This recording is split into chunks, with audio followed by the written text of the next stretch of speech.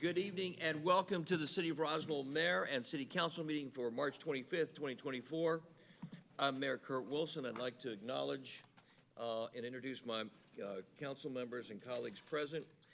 Councilmember Sarah Beeson, Councilmember Christine Hall, Councilmember Lee Hills, Councilmember David Johnson, Councilmember William Mortland, and Councilmember Alan Sells. At this time, I'll now turn our meeting over to our City Administrator, Mr. Randy Knighton, to explain how the meeting is run. Mr. Knighton. Thank you, Mayor Wilson, and good evening, everyone. In accordance with Section Chapter 3.70 of the City Code, the City Council shall hold regular public meetings. The purpose of City Council meetings are for the public to participate and speak on agenda items which do constitute formal decisions by the elected body. These items are listed on the published agenda, which can be accessed via the city website prior to the meeting. This is a public meeting, and some items do require a formal public hearing. A significant and important component of city council meetings are to hear directly from residents on the items listed on the agenda. Public comments and questions are essential for mayor and council to consider as they contemplate each decision. Residents are at the top of the organizational chart for the city of Roswell, and therefore it is imperative to hear from residents in these meetings. If you would like to speak on an agenda item, we ask that you fill out a comment card, which can be accessed at the back of the room to ensure an accurate record of the meeting.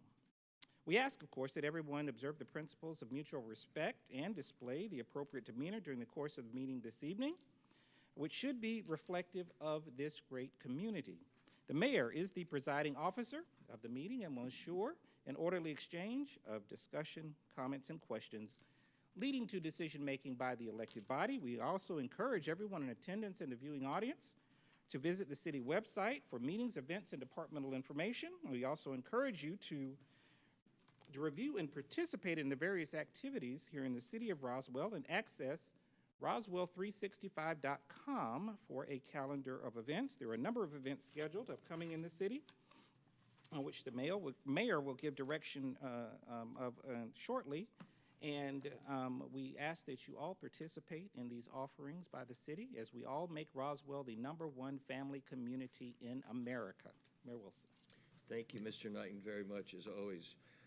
The next item, obviously, is we begin our meetings with a Pledge of Allegiance to the United States, and we usually do this with our esteemed veteran, usually will lead us in the pledge. And tonight I'd like to call our friend, United States Army Sergeant E5 Ernest Geyer, to come forward and lead us in the Pledge of Allegiance.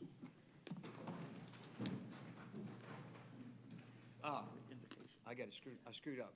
You got to go sit back down for a second, Ernie. I would like to call our friend, Rabbi Jason Holtz, to come lead us in the moment of invocation and a prayer. Sorry, forgive me, Ernie. Total screw up on my part. Rabbi. Thank you, sir.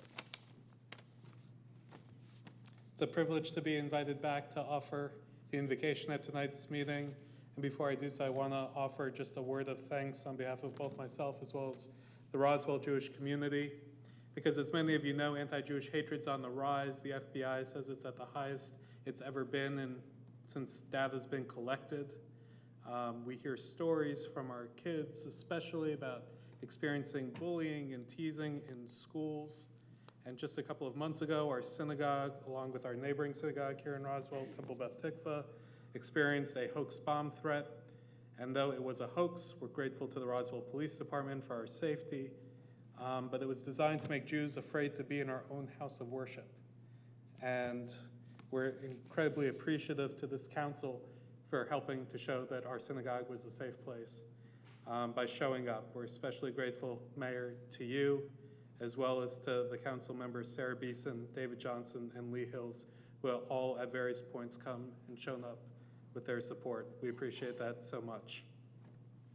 As difficult as it's been, we know that being in Roswell, we're blessed because whatever we experience 10 times the amount of love and support. And we appreciate that so much. So thank you, Mayor, members of the council. Now I'm privileged to offer a blessing. Eternal God, God of our ancestors, God of rulers, God of King David and God of King Solomon, Grant our leaders with wisdom to know what is right and the courage to act upon their convictions. May any and all disagreements come from a place of goodwill and good intention. May all come together for the well-being of our community. May God bless you and keep you. May God's light shine upon you, and may God be gracious to you. May God's face be lifted up to you, and may God grant you all, and all of us, the blessing of peace. So may it be God's will. Amen. Amen. Thank you, Rabbi Holtz, for the beautiful prayer and for your words of thanks. And I would remind all in the city of Roswell and outside of the city of Roswell to look at the words and the warnings and the cautionaries of people like Dietrich Bonhoeffer. That history teaches us lessons that are worthwhile us knowing and being fully intentional about, so that we don't recreate and make the mistakes of the past. And one is allowing hate because of somebody's religious perspective or belief system. And in this city, as long as this leadership team is here, we will stand openly with those who are challenged because of their faith. So, Rabbi, thank you for being with us tonight. At this time, Ernie, since I screwed it up, and Rabbi, I screwed it up, would you come lead us in the Pledge of Allegiance, please, sir? Pledge of allegiance to the United States of America, one To the republic for which it stands, one nation, under God, indivisible, with liberty and justice for all. Thank you, Ernie. I screwed you up the entire time. And if you'll do me a favor, if you'll stay there, Sergeant Geyer, I'd like to ask you to stay up there and have the council come join me as we read the first item under the mayor's report, which is the reading of a proclamation for the esteemed veteran of Roswell Award to United States Army Sergeant Ernie Geyer. And everybody else, you can sit down. Sorry. Thank you, Christine. You can tell me that every week. That's it.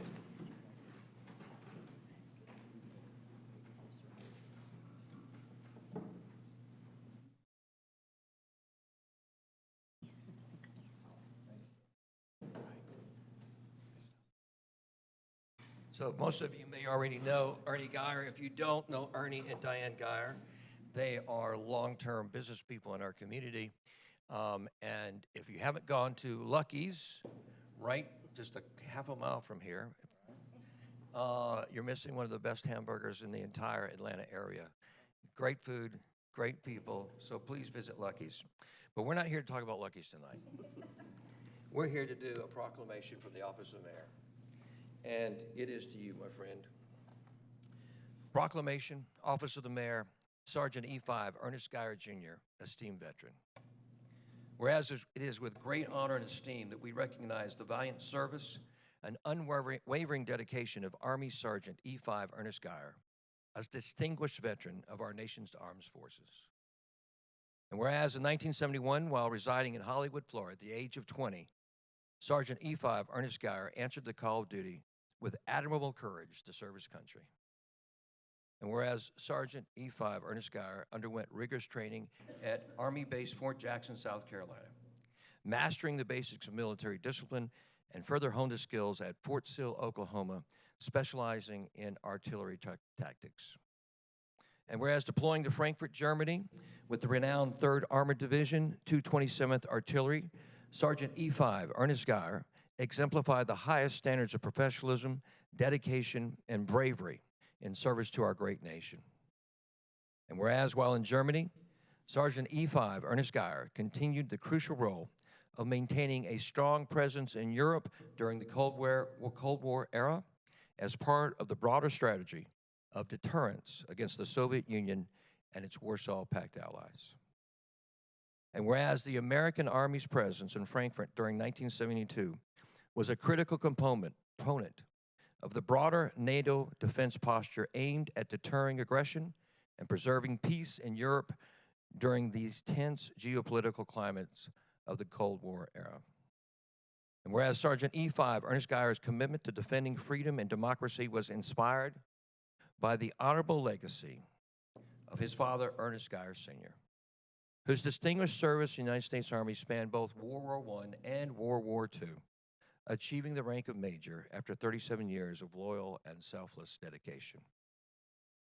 And whereas Sergeant E5 Ernest Geyer gleaned invaluable lessons from his service on the importance of taking instructions, embracing responsibility, fostering respect for our beloved country, and cherishing the precious freedoms we hold dear. Now, therefore, I, Curtin Wilson, Mayor of the City of Roswell, Georgia, do hereby name Sergeant E5 Ernest Geyer, Jr., esteemed veteran of Roswell, and call upon all our citizens to recognize his outstanding service to our country and to our community, and that there is no higher calling than those who serve the United States Armed Forces. Thank you, sir.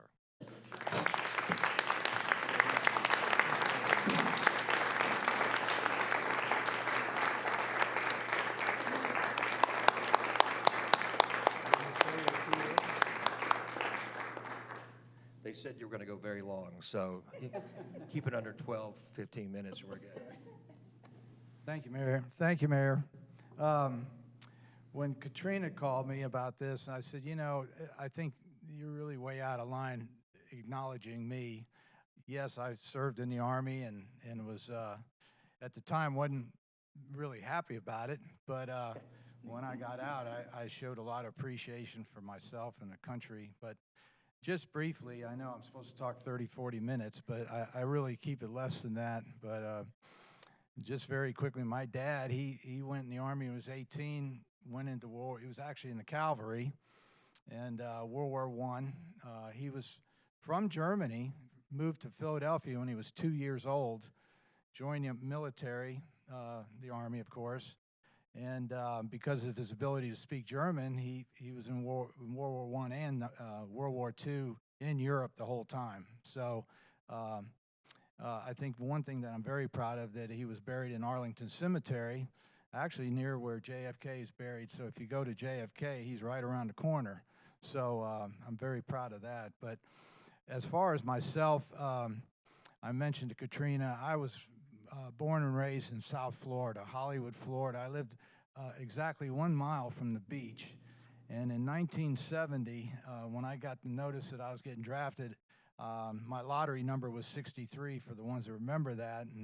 And that was about the last place in the world that I wanted to go, was in the Army, especially living in South Florida. And but I made my way to Fort Jackson, and I was thinking about that. I got a haircut just for this occasion. And I was thinking about when you went in the Army, the first thing they do is give you a haircut. And my hair wasn't really that long, but it was long. And it was at the period of time of the volunteer Army. They were trying to get people to volunteer, but they were still doing the lottery. And it was funny because we're in this big area, and there was like 7 barbers, and there's 4 pictures on the wall with different hairstyles that you could choose, supposedly, when you got your haircut. And I sat down. I said, "Well, I want number 2." He goes, "Yeah, just sit down here." And I'm facing the mirror, and next thing I know, my head looked like this. and that was my first inclination. It wasn't going to be easy for me. But the other thing too was I had to learn my Social Security number. I remember when you go in there, they said name and your ID, which at that time they used your Social Security number. Well, I didn't even know I had a whole Social Security number hardly. So I do remember that. Don't see, we don't know that. No. Yeah, well, you won't remember it.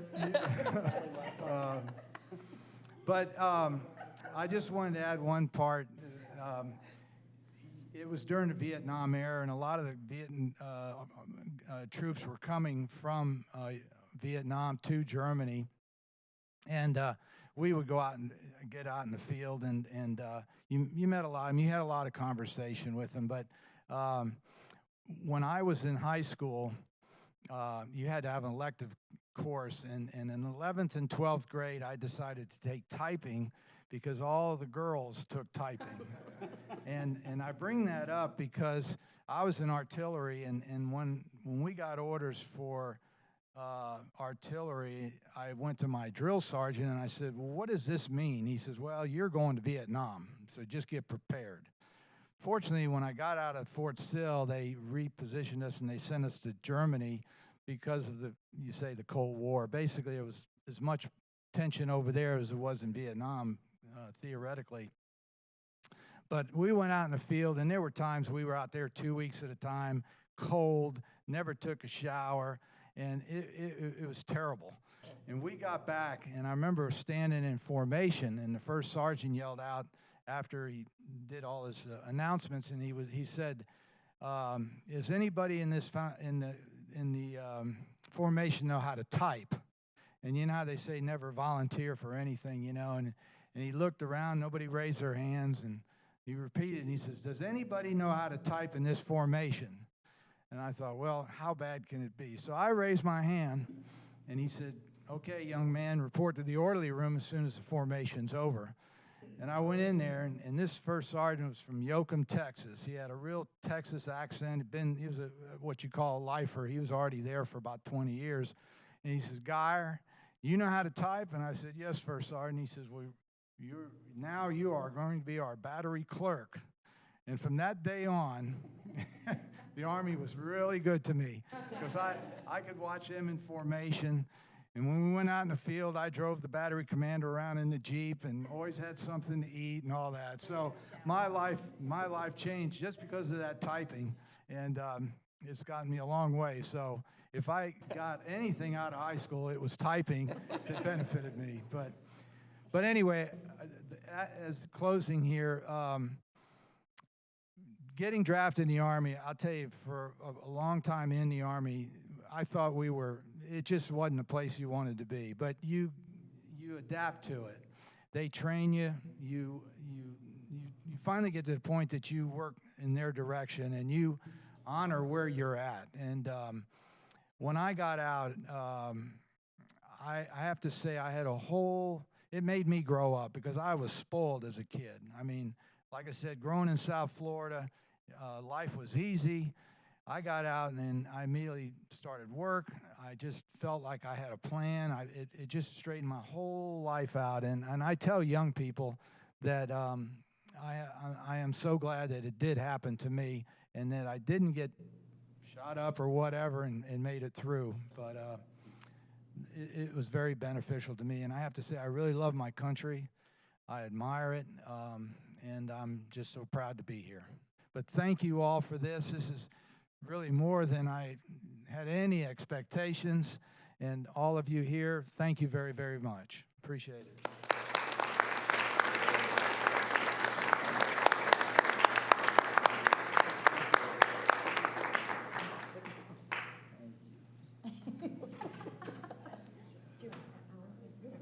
This is our daughter and son. Come on.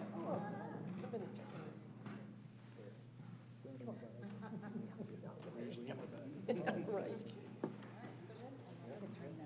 She's awesome. My new best friend.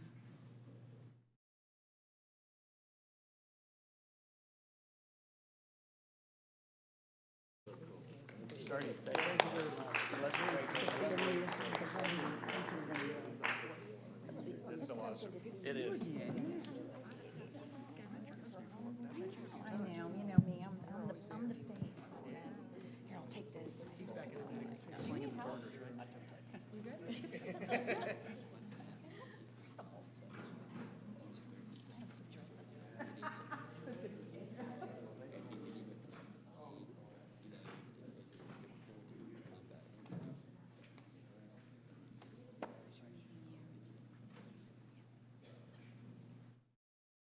Thank you, Ernie. Thank you, Diane. Thank you, Sarah, very much. And folks, Lucky's Hamburgers, if you haven't been there, I'm telling you, it's awesome.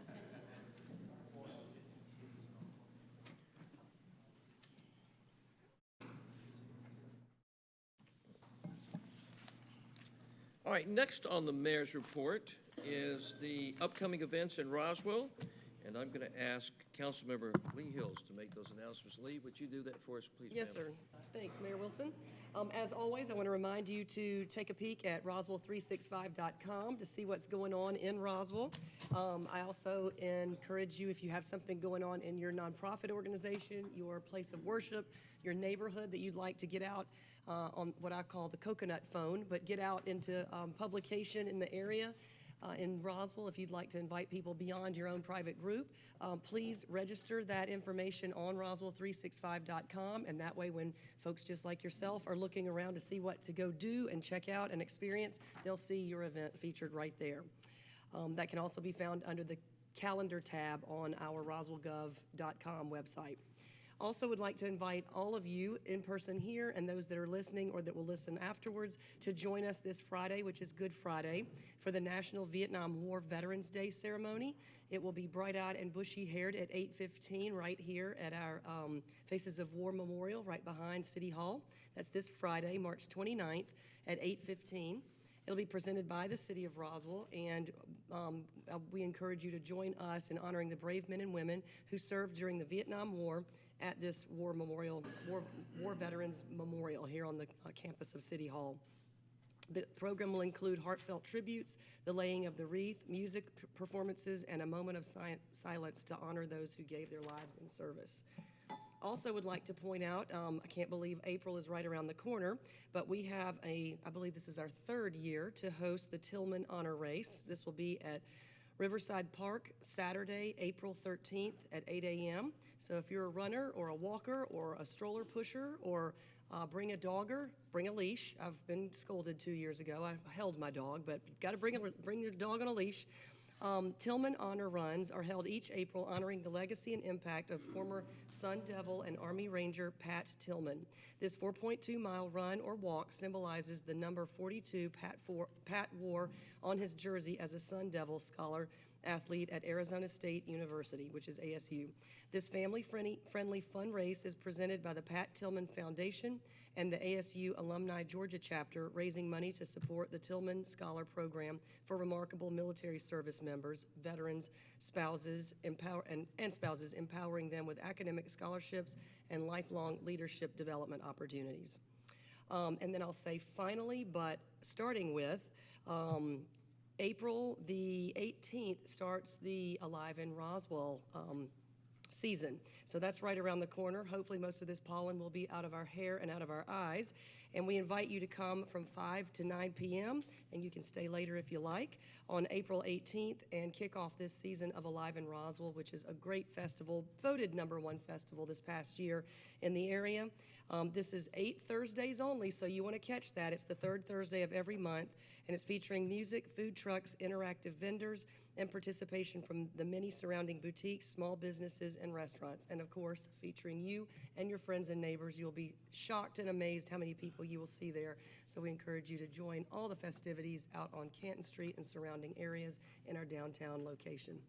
So with that, Mayor, I will turn it back over to you. No, Lee, fantastic, thank you. And I just want to make a couple of personal comments. One is the National Vietnam War Veterans Day ceremony. Thanks to our fantastic team, staff, talented people in the city, that has become something new that we've had. It's especially dear to my heart as someone who was trained by exclusively Vietnam veterans, and the depth of the pain related to that war, and how those men and women were not honored appropriately at the time, that I cannot say to us as a people today that we cannot honor those. They're dying off at a quicker and quicker rate.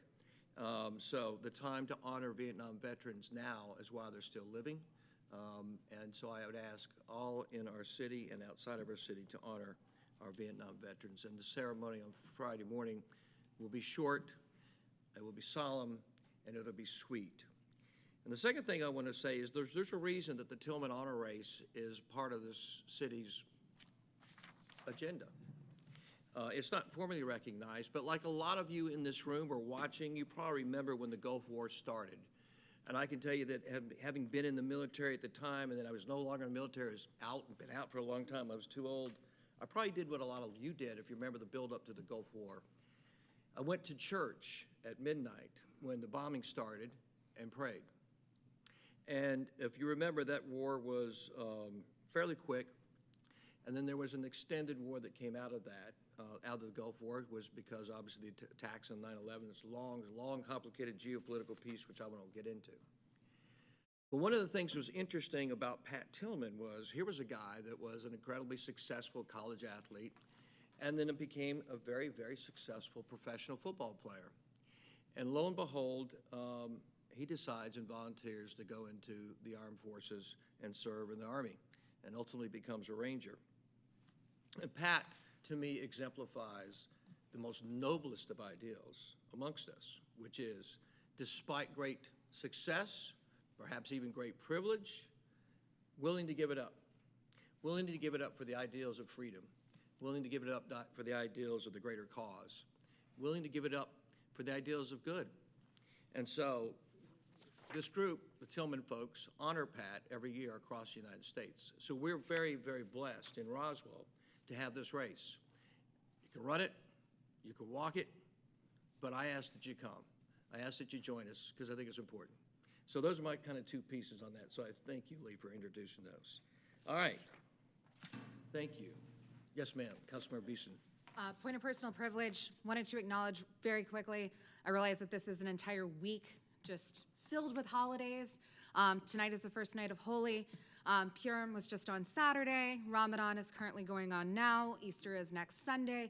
But as an Iranian American, I wanted to take a moment to acknowledge Iranian New Year, otherwise known as Nowruz, which happened last week on the first day of spring, as it usually does, during the vernal equinox. So to those who celebrate Nowruz or Persian New Year, I want to wish an Eid Shema Mubarak. Thank you. Thank you, Sarah. Your pronunciation's pretty good there, too. My pronunciation is awful, and my dad would very much let you know that. Well, speaking for your dad, I know he's very proud that you brought that up. Thank you. Yes, ma'am. Anything, anybody else would like to bring any other pieces up? Yes, sir. Councilman Johnson. I would just like to say, as a son of a Vietnam veteran who suffers from Parkinson's from exposure to Agent Orange, I think I'm very proud of our city and how we honor them. Thank you, David. And unfortunately, I have a job that isn't the most flexible in the world, and we start at 5. I leave for work at 6 a.m., so I likely won't be there, but I hope my father can be there and be honored. So Be thank honored you. that he'll be there. And exactly. You'll notice I'm unable to get through the service without being emotional, to your point. It hits home. It does. It does. Any other thoughts or comments from esteemed council? All right, thank you, David. Thank you, Sarah. All right, so that ends the mayor's report, I believe, for this evening. I hope I don't screw this up, David. You getting Randy? Everything is got going on. All right. Which I think takes us to, yes. All right, we're done with the mayor's report. Now we go to the consent agenda. And I hope everyone has, I trust everyone has looked at the consent agenda in depth. Let's see. There we go. Does council have any questions or comments regarding the consent agenda? Councilmember Beeson. Wanted to flag a quick comment for those who check the items online in advance of meeting. The language that is included for the item number in consent agenda, item number 6, has been slightly updated, but it's only to reflect the feedback that was given during committee meetings. So it does not deviate from anything that was shared during committee. It just reflects the comments that Councilmember Morthland provided. Just to tighten up the language, it's one sentence change. Thank you, Sarah. Thank you for that clarification and that additional distinction. Any other thoughts, comments, or questions from council on the consent agenda? Being there not, I will ask any Roswell residents, do you have any thoughts, comments, or questions on the consent agenda? Is there anyone who'd like to say something? Yes, ma'am.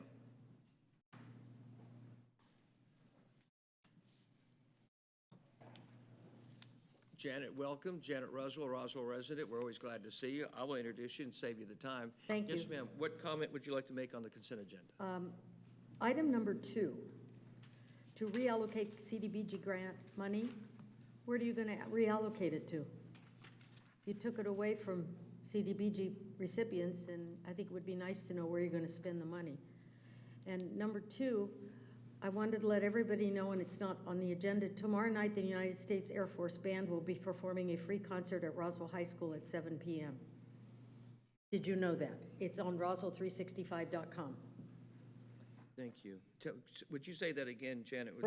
Tomorrow night at Roswell High School at Yes, ma'am. 7 p.m., the United States Air Force Band will be doing a free concert. Go to Roswell 365, click on the announcement, and then you reserve a space. It's not that you're paying for it, but they want to know how many people. And it's in the Performing Arts Center at the Roswell High School. So I just thought you might like to know that, 100%. because they're really good. But I also would like to know where you're going to spend the money for the CDBG grant. Thank you, Ms. Russell. Yes, ma'am, Councilmember Hills. If I might respond to that, Mayor? Would you like to? I would love to. Okay. Thank you, Ms. Russell, for that question. It was in the notes in our committee meeting, but CDBG money, if it's not spent in a certain amount of time, which is prescribed when the award is made, CV, COVID money for CDBG follows the same format. And we had some money that was unfulfilled or unspent and came back to the kitty, if you will. And so we panned our nonprofit groups that have been very agile and nimble, being able to put forth a quick proposal on how to spend that, and we're actually using it on our adaptive camp program for kids, so that's special needs or special allocations for kids, so we'll be doing that through the city of Roswell this summer. Great question, and thank you for giving us the opportunity to highlight that. Yes, ma'am. Well, just to kind of comment, Lee's kind of been leading up the team over the last 2 years on the CDBG piece. It's been very complicated, a lot of discussions, a lot of input. Everybody's involved in it.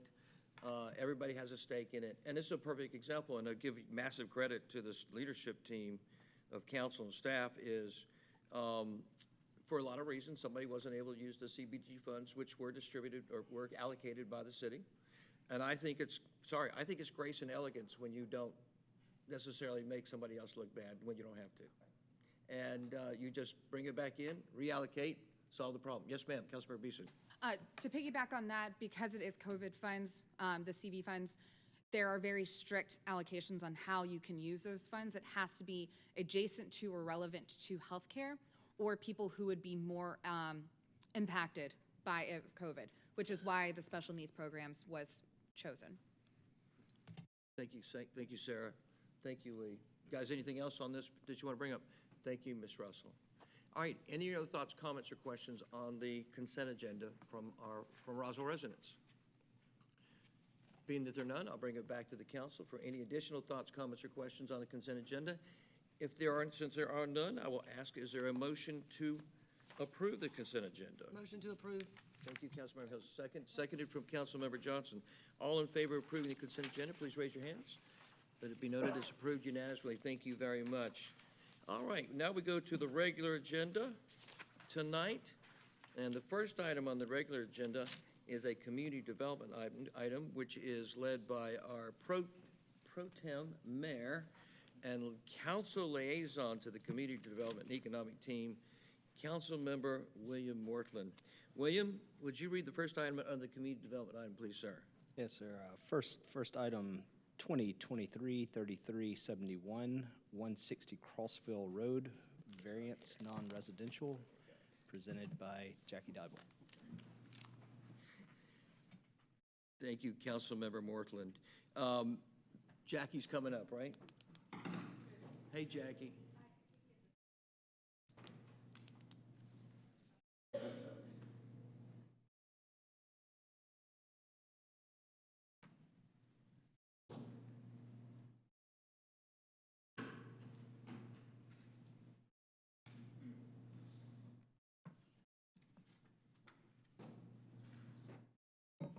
Thank you, ma'am.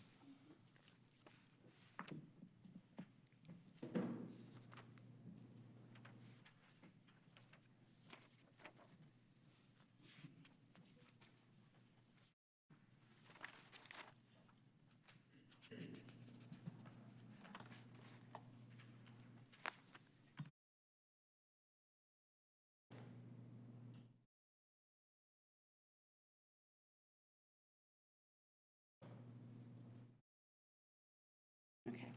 Good evening, Mayor and Council. This is a request for variances at 160 West Crossville Road. They're requesting 3 variances. The property is known as For Growth Counseling and Wellness. They are asking for a reduction of the front 40-foot streetscape buffer setback for a portion of the property, a portion of the frontage from 40 feet down to 7. They're asking for a reduction of the rear 40-foot neighbor compatibility buffer for a portion of the rear property line down to 29 feet. And they're asking for an increase in the maximum number of allowable parking spaces from 13 to 15. On the Fulton County Tax Records Database, The house currently is 1,452 square feet. The garage is 484, and with deck and patio, it's 56, so a total of 1992. The code requires, it's like weird. The code requires 1 per 300 square feet for office, which is 6.67, which rounded up to 7 spaces. They currently have 7 spaces on the property. This is a survey of the site. This is the request as seen. I'll show another one with a little bit more color in it to give you a better example. But they're showing to reduce the rear buffer in the back, which is showing us the existing 40-foot rear buffer to be at 29 feet in the rear for just a section where you can see the 3 parking spaces. And in the front along Crossville Road, they're looking to reduce that section from 40 feet down to 7, as you can see, for a good portion of the front. Here's a little hand drawing to give you an idea of the 7 feet. In the pink is the streetscape area, and in the yellow, orange is the neighborhood compatibility buffer. The parking that they were hoping to add is kind of highlighted in the blue-green color. You can't see the house on here really well, but the number 2 is showing parking spaces in the garage. The 4 is currently on site, and then the 1 is the ADA handicap spot. This is a landscape plan showing what they're proposing for the site to show the additional landscaping out there. I wanted to show some pictures, so give me a second here. I want to switch this. These didn't come out great, but gives you a little bit of an idea.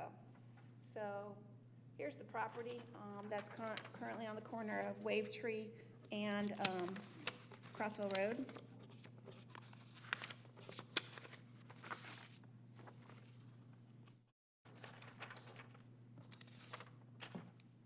This is showing you from the street view of Highway 92, Crossville Road.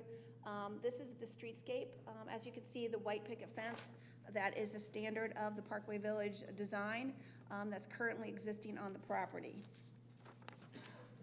This is kind of a faraway shot from it, but this is also one more shot here to kind of give you an idea of what's out there in the parking lot area currently now, and what they'd be looking to do in the rear.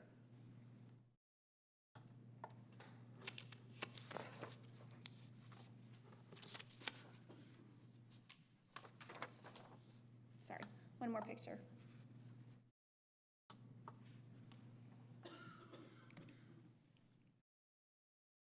Okay, now this is a little bit dark.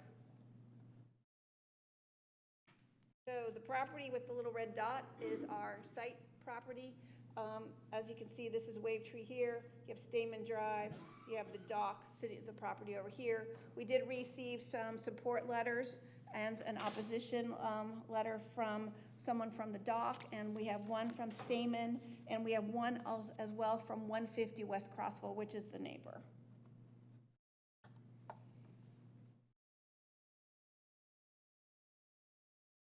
Staff does recommend denial of all 3 variances.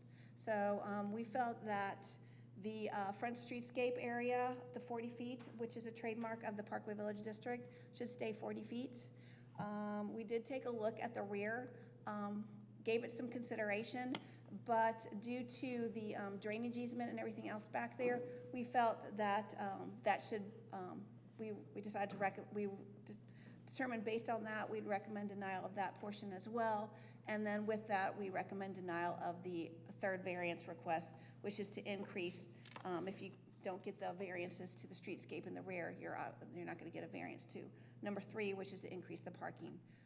And that is a section in the code that allows for a maximum of office. So a maximum of 13 to go up to 15 for the request, and that's what the request was for the 3rd variance. Jackie, so staff thank does you. recommend denial of all 3 variances. Thank you, Jackie. Just for clarity, city staff of Roswell recommends denial on all 3 requests for variance. Is the applicant present? Thank you. Would the applicant come forward to present their application? And please introduce yourself. Good evening. For the record, my name is Parks Huff with the law firm of Sands, Larkin and Huff. I have up here Mr. Fink with AEC and Ms. Lupo, who's the applicant, who is city business owner, and we'd like to go through the request. She bought this property for her therapy practice about 3 years ago. And the property had been, the property had been used for many years and had been zoned for an office use. But when she acquired it, it had become in disrepair and quite frankly had to be largely gutted and redone because it had mold and other problems because it had floundered. And so you see 2 letters in support from the most directly adjacent neighbors across the side street, across Wave Tree Drive, into the residential behind us. Both commented on the fact that she's brought this business into this property and also done tremendous strides in improving the property. The challenge, and probably one of the reasons why the property went in disrepair, is it really doesn't, and I know the staff said it has 7 spaces, but keep in mind 2 of those spaces are in the garage, which if you then use that parking turnaround at all, you can't use the garage spaces because you can't back out without hitting another car. So those really are not effective spaces, and that's the whole question about 13 to 15, because those spaces are in the garage. And also, you don't have space when you enter into that side entry garage and that carport area. If you park on the north side, then you can't park on the south side because the backing up just does not work. And so the parking need for this therapy practice is very real and important for this structure to be long-term successful. And I do want to point out, too, that her therapy practice works very well in a converted house. In fact, the type of environment that you would want to go in to have therapy would be a home-like setting. So that's one of the reasons why this house conversion makes a lot of sense for her. We worked very hard to come forward with a landscape plan that would respect the buffers as much as possible while providing sufficient parking. So yes, we come in and we've added some parking to the south, and that encroaches into the rear buffer area a little bit, and but only for the section that, as your staff pointed out in their analysis, only for the section where the parking is. And then we've added some significant landscaping in that area there. Chris can point at one of the comments about the drainage easement.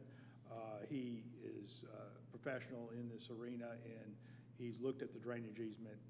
Nothing that is proposed conflicts with that drainage easement. So in the the world of drainage easements, as long as the easement is utilized and is not impacted, you can do anything else with your property. So the landscape plantings, the fencing, and the additional parking does not conflict at all with that drainage easement in his professional opinion. Again, you have the letter in support from the affected neighbor to the south. And then and I say south, I think is that north arrow? Is that north? Is this oriented north? Sometimes I say south and it's oriented different directions. So, and then as we get to the front setback encroachment, we have done significant amount of landscaping, as you saw from the photographs presented by your staff. Those were all very clear grass, no landscaping of real much note in the front. And so what we would be doing is supplanting, putting quite a bit of plantings up front around parking area, and the parking that's up front is impervious paving, again, as a way to try to soften the impact of that parking, but that parking is needed. And if you don't have appropriate parking at this building, you end up with situations where people try to park on the street, or they try to turn around and they end up driving in the grass as they try to turn around, and then they create ruts and such. So this is designed to come up with a parking pattern that is long-term viable for the house, that respects the visual impact along the road with significant landscape plantings. And then here is the landscape plan is drawn here, and you can see the stark difference between that and what you saw before. In the current situation is just grass with the fence kind of starkly standing there on its own. And so yes, we're adding parking there, and I understand the importance of the visual aspect of it, but we think that what we can do here is come up with an alternative landscaping plan, and we would certainly agree that this landscaping plan will be a condition on the grant of any approval of variance. Again, Lupo is here, can answer any questions you have specifically about her practice, but this is a therapy clinic that is hugely needed. She is very successful in her business, and her clients need a safe, comfortable, relaxed environment to have therapy. This is a perfect location for it. She's taken on a house that was in severe disrepair and gutted it, remodeled it, removed all the mold, and has made it a functional house. She needs help to come up with parking. She does. I know the staff said 7 parking. That's not it. You can barely get 3 or 4 without cars then having to not be able to come in and get out without hitting or going on the grass. So this is designed to stop that and allow parking on our property that doesn't interfere with the public roadway. So I'm here to answer any questions you have. Chris with AEC can answer any question you have. Ms. Lupo can also answer any questions that you have. But we're asking for, and if anybody has a better idea, we're always open to better ideas. But parking is needed for this property. Chris, I didn't get your last name. I apologize. Sure. Mr. Mayor, Chris Fink with AEC. Thanks, Chris. And the attorney of record, I apologize. Parks Huff. And your name, sir? Parks Huff. Okay, thank you, Mr. Huff. Thank you. Ms. Lupo, did you have anything you wanted to add? Yes, sir. Feel free to come right over here. Oh, yes, sir. Mr. Mayor and City Council, I purchased this house with my husband, who's here, and about 3 years ago. The house was in a terrible condition, and I've had several neighbors come and thank us for the way the house looks. Inside the house, there's several rooms that have been updated with furniture and toys and sanitarys. I specialize in the treatment of children. I specialize in the treatment of people with trauma, severe depression, chronic anxiety, panic attack. And I work with children, adolescents, and adults. I have, under my supervision in the moment, 3 different students from different universities, Cumberland University, Mercer University, and Georgia State University. They're under my care, my supervision, providing services for Roswell community. The people of Roswell are getting services at a reduced cost that is much needed, especially in this mental health epidemic that you probably already know we're going through. And now, when I purchased this, I saw a parking lot. I didn't know about that, all the inconvenience, because just 4 houses down from my property, it was a big parking lot where there is a place where they provide painting services. So they are painters, and they have this big parking lot, and I thought, well, what would be the problem? And here I am, almost 3 years later in this situation. So I come to you with this situation, and I ask that you take this into account. In the parking lots right now, the existing parking lots don't have the distance for cars to move and not crash, okay? So as it is, just the staff alone, we use our parking lot. So I come and petition before you for a wise and just solution. And I'm here to answer any questions. Thank you, Ms. Lupo. Obviously, we appreciate your business, and we appreciate the services you're providing to Roswell children and families. Thank you so much for that. Thank you. The matter's hand, I think, is basically a request for 3 variances on a 160 Crossville Road, and where those variances should be granted, and based upon some changes that may or may not have occurred based upon the needs of the business. So at this time, are there any other comment? Would the council like to weigh in and make any comments on this matter? Councilmember Beeson. I have a question for Mr. Fink. So my understanding is there's currently 7 spaces, 2 in the garage, 5 spaces outdoors from that garage. How many parking spaces, based off your expert opinion, would be feasible without a variance based on the current site conditions? So without a variance being granted, how many parking spaces could be reasonably fit on this property or added? That's a great question. I'm gonna see if I can, I'm not sure if this is gonna be legible. I need to hit a button here, Jackie.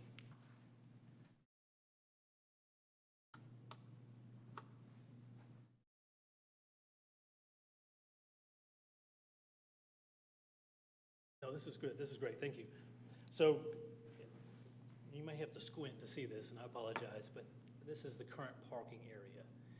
And the way it's currently configured is that it is meant to have a center drive and parking on either side, a bay of parking. Typically, when you do that, you want to have at least 60 feet of width, 20 feet for each of the car spaces, parks, and 20 for the driveway. Most of the time, you're a little bit over that. You're at 62. They have 49 feet right now. So when you have if you had two cars, one on either side parked behind one another, you'd have about maybe 10, 12 feet between the cars, and so you can't back up. So currently, the way it's configured is just too narrow to provide parking the 7 spaces. In addition to the conflicts that you have when you have cars parked behind one another in this area, the spaces on the south side, when a car is parked there, it blocks this space within the parking garage. The parking space itself currently, as it sits, actually crosses over this 40-foot setback. So you really can't, without a variance, you cannot add the required additional depth to these spaces in order to park them. So these are almost void, really. You may be able to park as a parallel spot possibly, but I would throw these out and So, consider Chris, those as not valid parking spaces right Thank you, Chris. And Councilmember Maybe Sarah. 5 at the Yeah, most. Chris, thank you very much. Sarah, I would like to not get out of the business of solutioneering at the dais. I hear the question. So the matter at hand is, do we grant the variances or not grant the variances? I don't want to go down the path of solutioneering at the dais about potential solutions in reference to the zoning. I'm not looking to solutioneer at the dais. I'm trying to have a better understanding of, so no parking spaces can be added at all without a variance, not a single parking space. Oh, that's right, that's right. I mean, right now, you've got parking, you've got a parking bay over here already, right? These are really not usable, so I think you're down from the 7 to maybe 5. Understood. Thank you. Thanks, Sarah. And I'll tell you, I have a business like this, just as a matter of comment. You tell me if I say something wrong. I have a business like this, a piece of property actually my partner owns, we have in the city, where we were granted certain conditions when we first bought the property based upon the zoning issues that were relative to that business and that piece of property.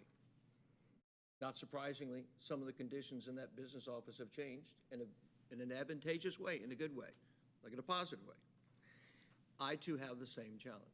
I cannot change in this particular city my parking regulations because it happens to be a house as well with a certain funny, interesting little parking area, much like yours, that kind of limits the amount of cars there.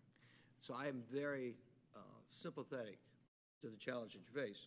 But I also know that in a similar situation, when I bought that building, we had that piece of property, we had a certain size, and there was a certain amount of cars that fit there based upon what we need. That's changed for us, probably like it's changed for you. Your business has grown, right? You got more people coming there. And so that is, I have the same problem. I can't change the city in this particular city that I have my business in with this building. They're not going to make an exception for me because my business grew, because it's an existing house with an existing parking lot. So, and to me, this sounds very much like the same thing, is you're asking us to change, and the city staff says, our recommendation's no on that. So, are there any other thoughts, comments, or questions from the council on this matter? Yes, ma'am. I might weigh in after the public. Yes, ma'am. Would any Roswell residents like to weigh in on this matter? I would like to weigh in. Tell me your name, sir, and My where name you is live. Alex Cabell. I'm a part owner. I'm a husband of Dunia Lobo. So you're part of the application process? Yes. Yes, sir. So if you would, you're kind of part of the applicant team. Okay. Yes, so- sir. If you would, no, sir, you guys have already spoken. Thank you so Okay. much. Are there any Roswell residents that would like to weigh in on this? Yes, ma'am.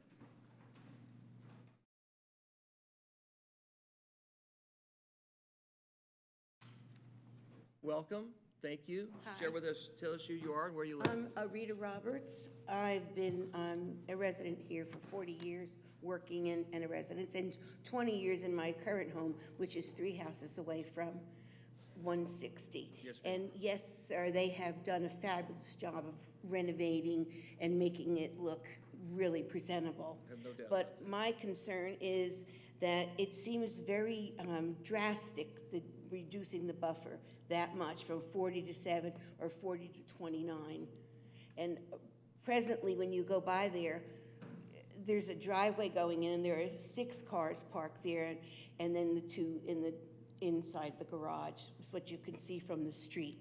I just think it's extreme, and I think 15 parking spaces on such a small piece of land, it's only 0.39 acre, so it's really not that big. I think that's drastic.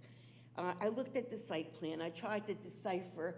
It was so small, even with a magnifying glass, but I tried to decipher and to see what they were going to do, how they were going to get, because they've already cut down the mature shrubs that were there on both sides of that driveway coming in. They're gone.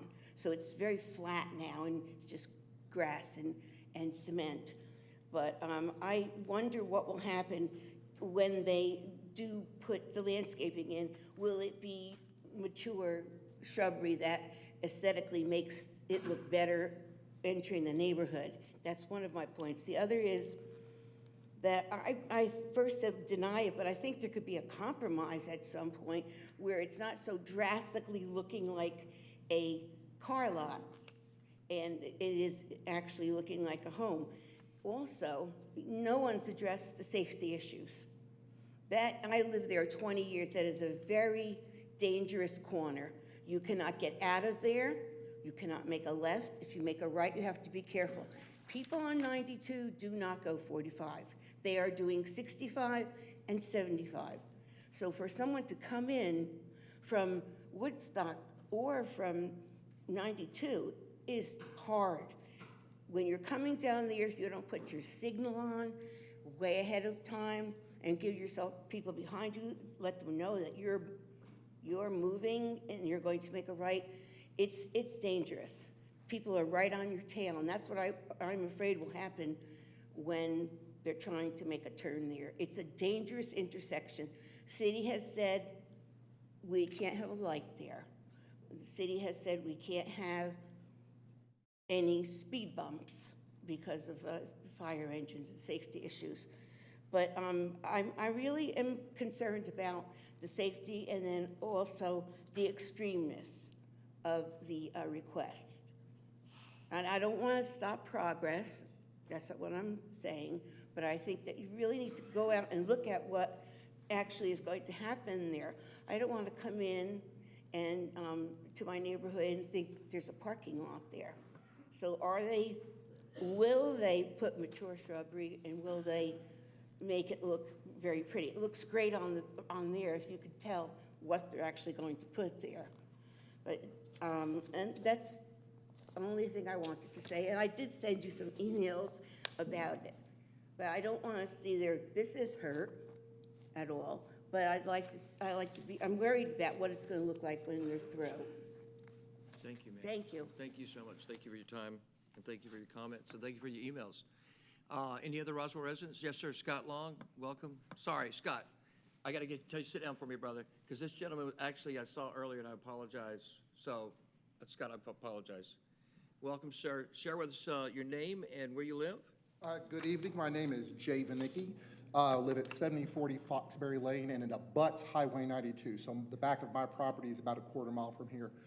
For transparency's sake, I'd like for the record to state I used to be a former employee of the city of Roswell, used to be the esteemed budget director. There is now, I think, one staff member left from my time here. There is no one on council left here, but appreciate the time here. And just to show you I'm glutton for punishment, this is my second city council meeting of the night. I speak in opposition of this. Mainly because the preservation of the Parkview overlay is important to me. In 2008, an adaptive reuse was erroneously had to be given to the property that abuts me currently. It's the painting company that's just down the road. City staff erred in allowing them to build vertically and to create a wider space. So for the past 15 or so years, I get to look at a monument sign that's lit up, I get to look at a parking lot, I get to look at in and out traffic, and I get to hear dumpsters. This is not what is meant by adaptive reuse. This type of property and the changes with it bring along that, expanding spaces, expanding traffic, makes it so what was a beautiful rolling area is now becoming more commercial. Also, we have a glut of office and institutional office space. I'm not sure what it is called here, but office space, because if you just go down the road, there's a vacant building that was once owned by the painting company. You go down there, there's an art building owned by it. And if you go just on the other side of it, you've got a strip mall that's been vacant for about 2 decades. So there's no need for this to be an adaptive reuse of any type because there's existing properties nearby. That's it. Thank you for your time. No, Jay, thank you. Well said. Well articulated as well. And an excellent reminder, Jay, that's very good, that because you've made mistakes in the past, doesn't mean you keep doubling down on mistakes in the past. You try to correct them, particularly when they're in relation to your code. So I appreciate that lesson. Any other Roswell residents who would like to win? Scott, sorry, forgive me. Scott Long? Just tell everybody where you live, sir. Scott Long, 1055 Martin Ridge Road. Thank you, sir. And just a question about there's 3 variances, I guess. The question I have is about the streetscape buffer, the 40-foot streetscape buffer. That was, I guess, added to our sort of rewrite of the UDC in 2014. You have a question of the applicant, Scott? Because really, the matter is they're asking for a variance. They're asking Right, for so 3 they're asking for a variances. variance for the 40-foot streetscape buffer. So I would just say this streetscape buffer requirement, I think, only exists on Crossville, and I would just say that if you deny the variance for this 40-foot streetscape buffer to shrink it, that y'all would consider maybe giving Holcomb Bridge Road the same buffer requirements, particularly since it's a far less, You're a even less tricky intense one, road. Scott. So, You're a tricky one. anyway, that's, So this is not relation to this particular zoning notice, it's a relation to Holcomb Bridge. I think we agree with your belief system, you're exactly right, but it's not relevant to this particular piece, so thank you, sir. Any other Roswell residents who would like to speak on this matter? Yes, sir. Welcome. In the green, yes, sir. Please share with us who you are and where you live. Thank you, sir, for coming. Good evening, Mayor and City Council. My name is Sam Bradford, and I'm a resident of Stamen Drive, which is the road that's connected to Crossville Road right behind the property. I've lived there for 12 years, and I'm also a teacher. I think my biggest concern that I'd like to bring to the council's attention is just the notion of what's going to be safest for this community, because along Wave Tree Road and the surrounding area, there are at least half a dozen families with young children, including my own family. Traffic is already very busy on Wave Tree, as has been previously stated. I'd also like to point out that people often use Wave Tree as just a cut through from Crossville to Woodstock. Furthermore, what I can tell you is I'm not a zoning expert, but or an architectural expert, but I am definitely an expert of the intersection at Wave Tree and Crossville, and it is a scary one. In part because if you're trying to take a right out of the neighborhood onto Wave Tree, and you're going east, it is an uphill slope, so you really have to gun it in order to get out there. Furthermore, if you're on Wave Tree headed west, trying to turn left into the neighborhood, I have seen Roswell police pull people over, basically right here. I have also seen school buses pulled over right there in the evening. So I'm concerned about, how this is already a really busy spot. And, I don't have the expertise architecturally or otherwise to give an opinion on what would end up being safest, but I would ask the council to consider that this is, there's a lot of action on this place.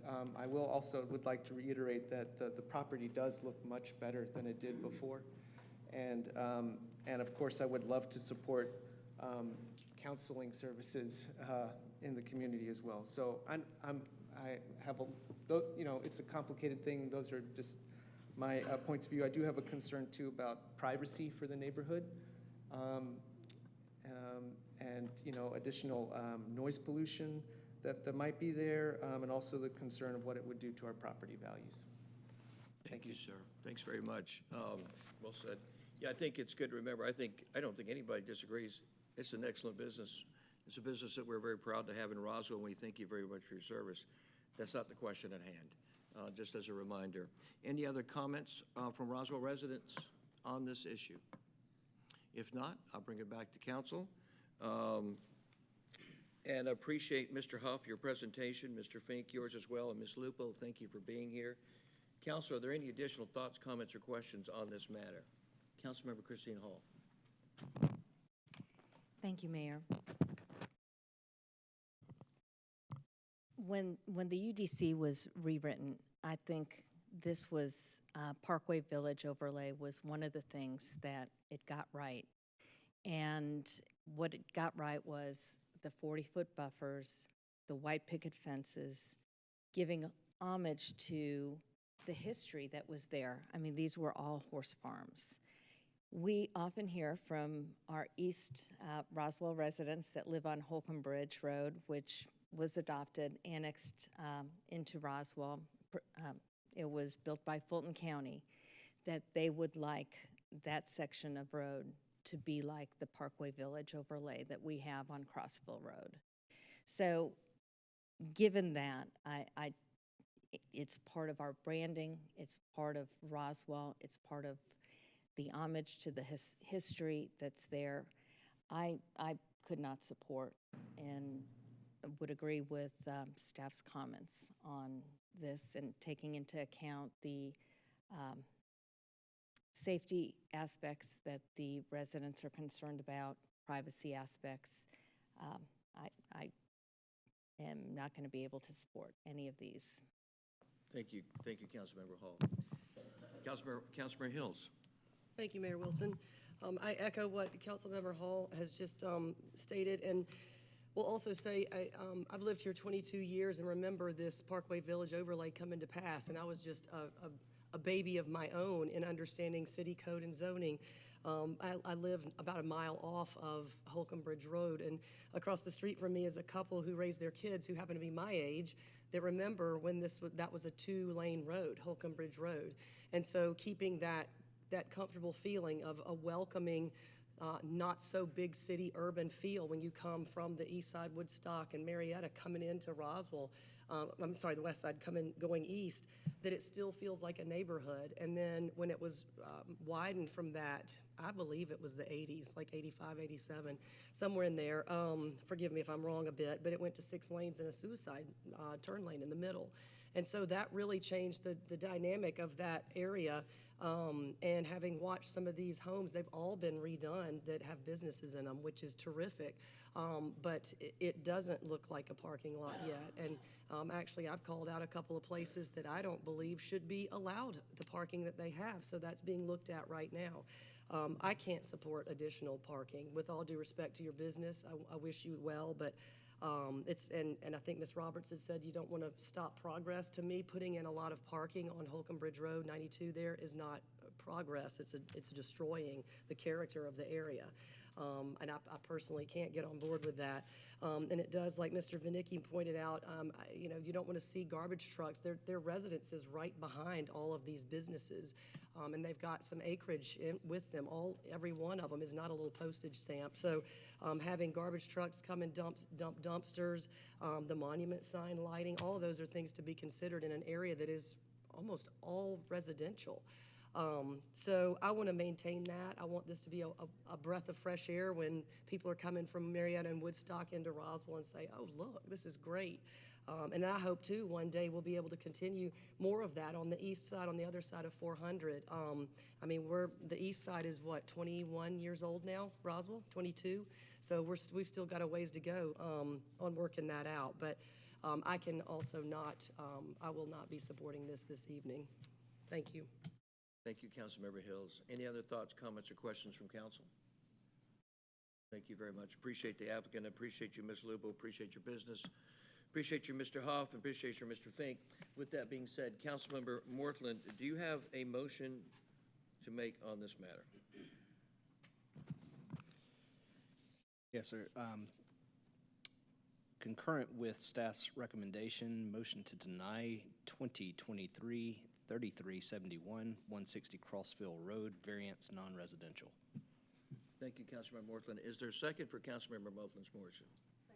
Seconded by Councilmember Hall. All in favor, as the motion was stated by Councilmember Hall, for denial of the 3 variances, please raise your hands. For denial, yes, ma'am, for denial. Thank you, Chris. And motion passes unanimously. Thank you very much. All right, thank you. And denial, as staff recommendations are adhered to, and all 3 variances are denied. Thank you. All right, the next item is, Will, I'm going to let you go ahead and say what it is, and then, because I got a motion here. Next up is the approval of the final plat for East Village, 2600 Holcomb Bridge Road, presented by Jackie Dybel, and I believe we have a deferral request. Is that correct?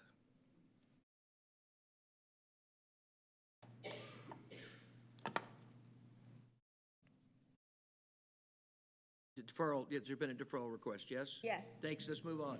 All right, very good. We had a whole visual. I know, no, She was bringing it up. Do we need to state deferral request for how long, or just keep it open? I think, Jackie? The deferral request to April 8th. Very good. So deferral request to April 8th's been made. Council, we want to make a motion on this? I will. Go ahead, Willie. Okay. Motion to defer to the April 8th, 2024 Mayor and Council meeting. Very good. Seconded by Councilman Johnson. All in favor of deferring this matter to April 8th? Passes unanimously. Thank you very much. Item's deferred. Thank you, Will. All right, next item is, let's see. Oh, Sarah, looks like it's you. All right, public safety. Approval to enter into a mutual agreement with Fulton County School System for speed enforcement operations. This is presented by Chief James W. Conroy, Roswell Chief of Police. Thank you, Councilmember Beeson. Welcome, Chief. Good evening, Mayor and City Council. I see that. Is Joe stepping on you here? Because I want to make sure. Okay, you got 2. All right, good. Because it's all Panino's name on here. I got a little. Joe's up next. Okay, very good. So this item is a memorandum of understanding, a mutual agreement between the City of Roswell and the Fulton County School System for speed enforcement operations. In order to operate the speed detection devices in school zones, we must receive a permit from the Georgia Department of Transportation. That permit is held in the name of the school system.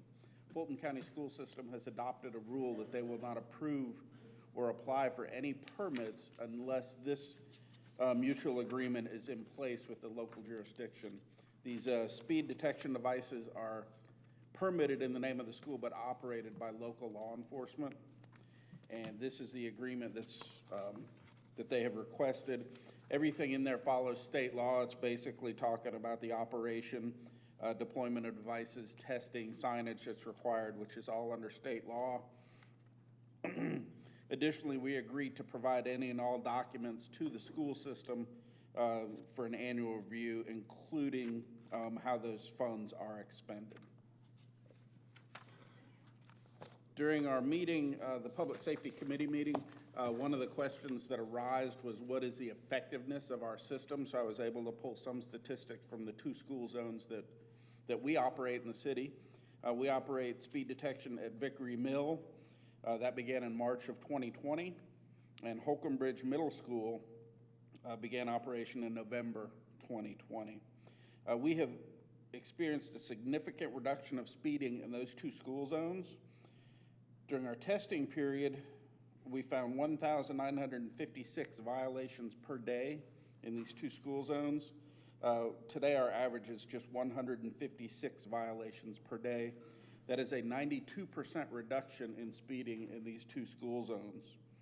Additionally, we talk about the data that's available for non-local drivers. At the last meeting, I said it was over 70% of the drivers are outside of the city of Roswell. Our new data shows that that is now over 80% of violators live outside the city of Roswell.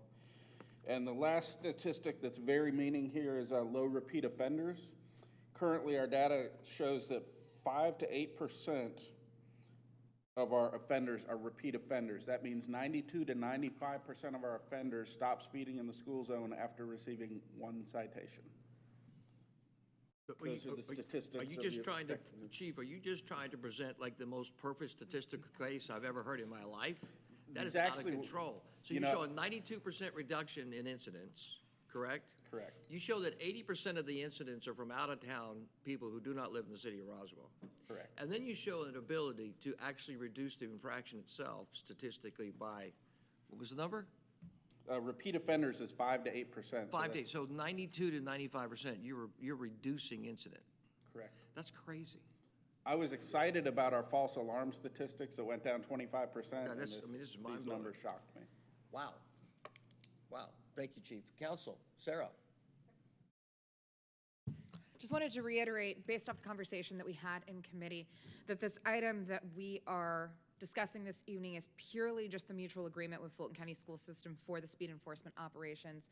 It's not discussing a total number of schools where this will be enforced. It's not saying that we absolutely will be doing this enforcement. It is giving the city of Roswell an option to enter into an agreement with Fulton County Schools, if that assuages any concerns that my fellow council members shared during last committee meeting. Thank you, Sarah. Councilmember Johnson. During the committee meeting, you mentioned every school zone in the Roswell district would qualify for these cameras based on the number of violations, correct? Correct. From our prior testing, every school zone qualified. We're required to do updated testing if we're going to get any new school zones. And they've started, we found 1, 2, 3, 4, 5, 6 that they've tested so far, and they all meet the requirement. So we could have a 92% reduction on speed in every school zone in Roswell? Correct. In theory? I mean, it's interesting. Yeah, we don't want to get too crazy on statistical modeling, but that is the most absurd positive information I've ever heard on a statistical model. They have, hey, if I put this in, I have a 92% reduction on incident, right? Oh, by the way, I found out that 80% of my incidents are coming from people who do not live in my city. Oh, and then third, I actually impact the behavior and change it in a 92 to 95% model. That's insane, insanely positive. And other cities in North Fulton have these school zones, have these speed. Correct. I believe Camera. every city in North Fulton has these. Yeah. Are those statistics similar? Do you know? I've not pulled their statistics. I do not know. Yeah, Alpharetta, yeah, kind of hard. Like the modeling wasn't as much of the discussion, to your point. But yeah, it's a good question. Yeah, It's a great question. It is. Lee, did you want to say? You know what? I was going to get on David and Sarah and say, why are you guys bringing up the committee? Because we're going to go down a path again. But all right, we did it. So Lee, did you have anything you wanted to say? Yes, I would. I do find the numbers shocking and astounding and fabulous, and I do want to traffic calm in the city of Roswell, and especially people that are just passing through, since that seems to be a big source of our headaches here on traffic. As I brought up in committee, I am still concerned about adding more cameras around the city. Just because we can put them in doesn't mean we have to put them in. I realize that every Fulton County school has the exact same camera model and style that is in place at Hartsfield Airport.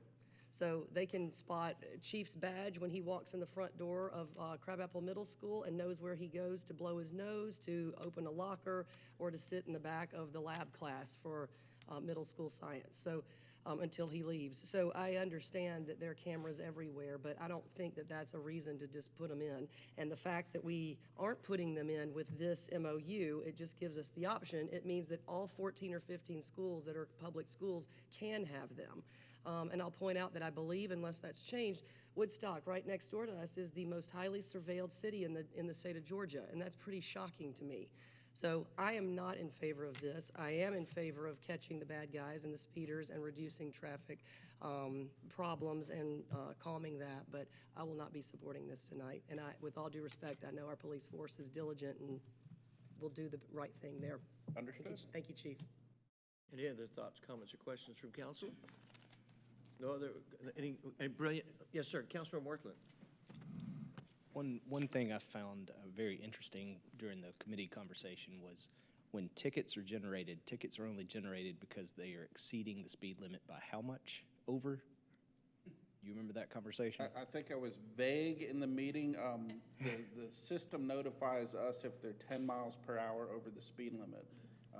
I specifically did not say what we set our standard at. Gotcha. But it is higher than 10 miles I remember per hour. 10 miles over being something that was a benchmark. So yeah, gotcha. Thank you. Christine, yes, ma'am. Councilmember Hall. Thank you, Dave. And can you clarify for us, these cameras, are they focused on, these school cameras, focused on the license plate or the driver, or can you elaborate on that a little bit? It's been a while since I've seen one of the photos, but it focuses on the make, model, color of the vehicle, and we're focusing on the license plate so we can get an image of the license plate in the rear. Thank you. Thanks, Christine. Councilmember Johnson. So if I'm not driving the car, and someone else is, and it comes to me, I can appeal or? So this is a civil infraction. It is tied to the vehicle. If you receive a citation, you can write an affidavit to the court that says I was not driving the vehicle. And then when your data for the 1,100 violations, I believe, was that correct? 1,100 or so? 1,956. 1,950. Was that above the vague 10 mile per hour, or was it like I was going 26 Correct. or 27? Correct. So you got Above the 10 1,900 mile per hour. cars going faster than or going at least 10 miles an hour over the speed limit. Correct. I think I'm good. Councilman Sells, do you want to weigh in on any libertarian concerns? That number was that's only during the hours that the lights are on, correct? This is not outside of those hours, or is it outside of those hours? From when the lights begin flashing in the morning until they stop flashing in the afternoon, that time period in between. So that overage may be above the posted speed limit, not the school zone speed limit. So it'd be over 45 miles an hour, which is the Holcomb Bridge, for instance, it'd be 10 miles above that. Correct. So it's adjusted. When the lights are flashing, the speed limit drops 10 miles per hour. So it goes from 35 to 25. And then when they're not flashing, it's 35. So you must be going 45 or above for it to be flagged. So there's one at Holcomb Middle. I'm pretty sure there's a camera there. Correct. Do you have any idea what the max speed limit recorded was? I live on the Autobahn of Roswell, on the east side of Roswell, which is not a Parkway Village. We have that data, but I do not have it in front of me. Thank you. It does record the max speeds, yes. I do not have 40-foot setbacks or non-speeders. So did Scott Long just send you a message saying, give me another drop Scott's on my this? man. Yeah, just drop it again. Any other thoughts, comments, or questions from council? At this time, I'd like to ask any Roswell residents if they'd like to weigh in on this particular matter. You can't do it on Holcomb. No, you can't. You can't do it on the Parkway Village. Welcome, Scott. Hi, y'all. Thank you. Yeah, I know it sounds like y'all aren't voting to actually install them, but just to make it a possibility. So, as somebody who lives in a neighborhood that has 5 entrances on 3 sides of our neighborhood, we provide connectivity to a lot of vehicles, which I'm very proud of. I'd still love to see the idea that right in front of our neighborhood school that there's an ability to be sure that people aren't going too fast. Even though a very close relative of mine got an expensive ticket in front of Vickery Mill for that very thing, it did make a difference in his behavior. So thanks for No, Scott, moving thank this you. forward. It's well said. Thank you. Any other Roswell residents like to weigh in on this matter?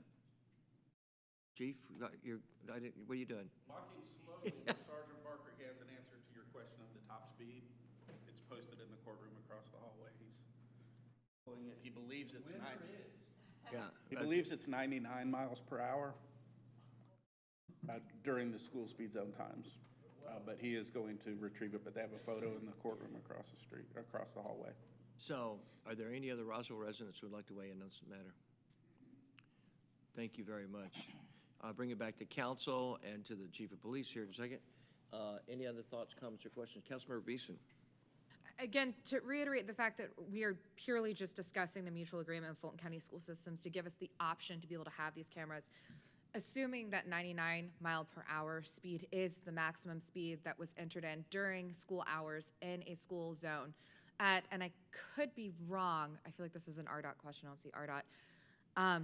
I think it's also one of the most pedestrianized schools. I think they have one of the highest numbers of walkers at Holcomb Bridge Middle School compared to most of the other schools within our city.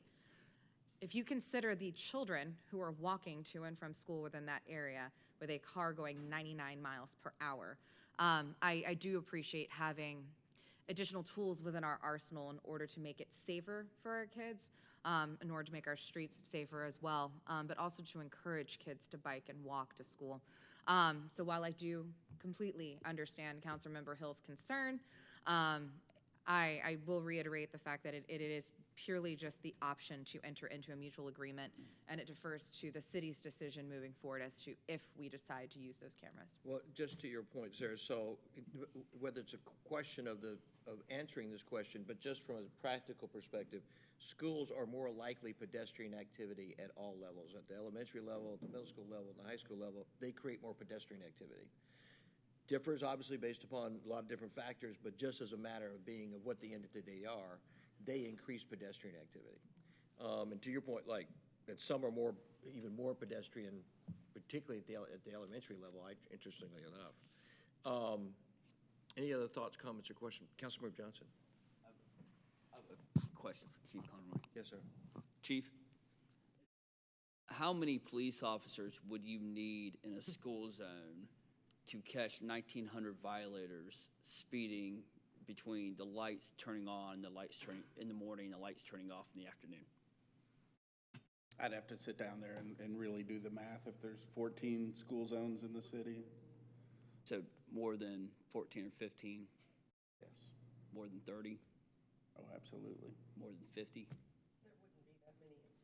Yeah. That's true. But Sergeant Barker did have that information. It was 99 miles per hour at 12:39 p.m. on Holcomb Bridge. 82 miles per hour was the highest in Vickery Mill during those school zone times. Thank you, Chief. Thank you. Thank you. Thank you, Mr. Burr.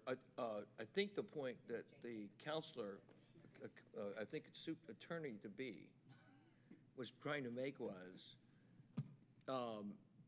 hey, Chief, so you're going to put a uniform police car at every school, right? That's 14 schools, right? That's for at least 8 hours a day, based upon this camera system. So you're going to do that, how many days a year is that school? 220, 210? What's the number, Lee? 180. 180 plus summer school. Plus summer, so you got 108, so was it 210, 220 total, something like that? So I'm gonna put a uniformed car and woman at a school zone for 210 days a year at 15 schools. And so, soon-to-be attorney, Councilmember Johnson's asking, setting us up in the discussion, what's the cost to do that? What's the cost to do that? How many uniformed policemen do we have in the city of Roswell, for the record, just to let everybody know today? 170. We have, I thought it was 162. You just keep piling on the success. I thought we were full at 162. That's incredible. So we We're got 167, but I'm at +3 today. So okay, awesome. 170. Yeah, that's amazing. You got 170 badges. Yes, sir. Right? And Roswell is known to the area as a, knock on wood, everybody, a super safe city, right? For a lot of different reasons. And part of that is a fantastic police force. A fantastic police force that's highly involved with the local civilian population, highly involved and highly regarded, with very positive policies and incredible leadership. And one of the compacts is the compact of safety. That's huge. But I don't think I have permission, I don't think this council has permission, and I could be wrong, to go out and hire the number of police people, right? Because they'll just fix it in the budget. We're doing zero-based budgeting. I don't think we already have a large police force in proportion to a city for our size compared to most, because we support the police. Correct. So there are things sometimes we use technology to help adjunct what you're trying to get done. And when you and I have conversations, I push back on the camera piece a lot because I want policing. I want somebody on the ground doing the job more than I want a camera doing the job. And I think it takes great courage for anybody, anytime, and that's why I think Lee is so admirable in this, is to say, is to be the voice in the wilderness, to have the concerns about private, our private sanctity being violated, and that's very sacred in the way that we approach our freedom in this government. So, and I think that should always be questioned, because the problem is I know everybody says it's just an MOU, but let's be honest. I'm going to be honest, guys. Yes, we're going to sign an MOU. Yes, if the MOU goes through, the chief of police with the city administrator are going to end up putting cameras in all 14 schools. I would be wildly surprised if that didn't occur. And yes, I will be asking questions at every single one of those. Fair enough, 100%, as you should. We should. We should all be asking questions, right, when we're talking about the importance of the balance between trust, safety, community, and our freedom. And it's too often when people have a problem, particularly in a civilized society, we think the answer is to pass a law or an ordinance or to add more stuff, right? And so it's a question that, Lee, you're right to be the voice in the wilderness about. I will say from an efficacy perspective, this one is too hard. The numbers are just overwhelmingly too strong for impact of, one, it reduces incident. Two, my incidents are occurring from people outside my city. Three, it does the most important thing. It stops the behavior. That's incredible. And I think the question is, at what cost? That's what you're saying, right? Fair enough. All right. Any other thoughts, comments, or questions on the matter? Yeah. Councilor Sells. I assume Agent 99 was from outside of Roswell. Let's hope. Is it? Yeah. He has a photo of the vehicle and the tag number.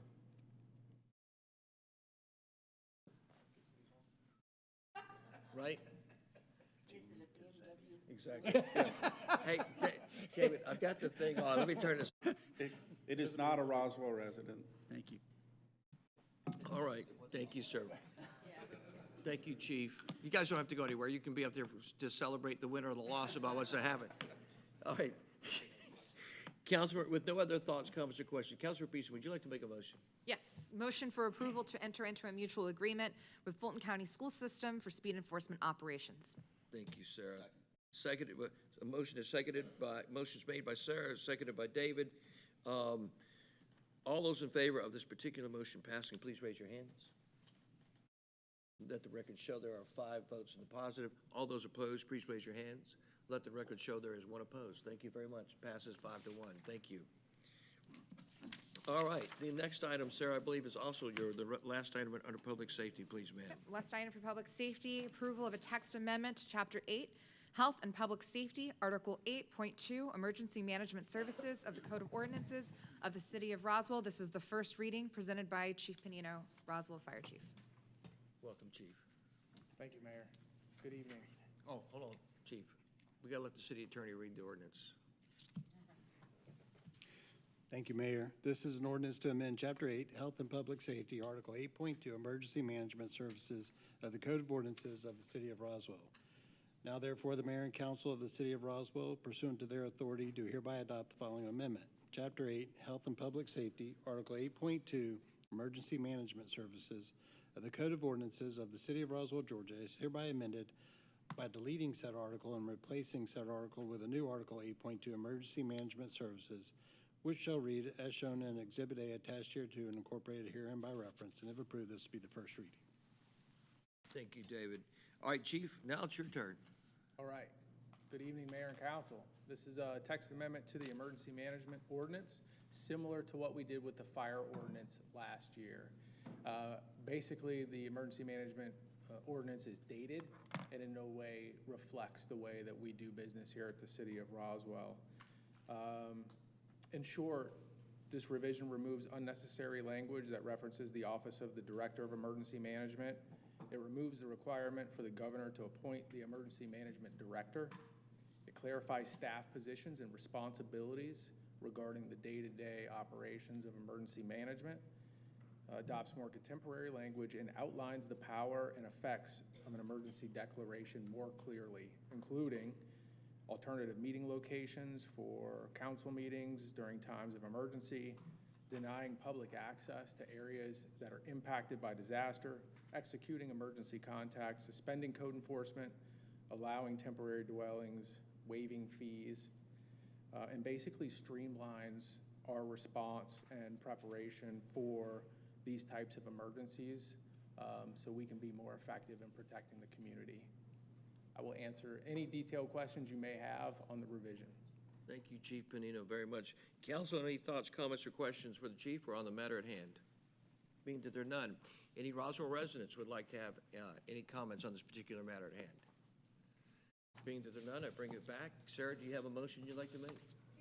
Motion for approval of a text amendment to Chapter 8, Health and Public Safety, Article 8.2, Emergency Management Services of the Code of Ordinances of the City of Roswell. Again, this is the first reading. Thank you so much. Is there a second?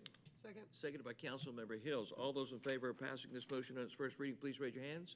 Motion passes on its first reading unanimously on its first reading. Thank you, Chief. Thank you very very much. Thank you, sir. All right.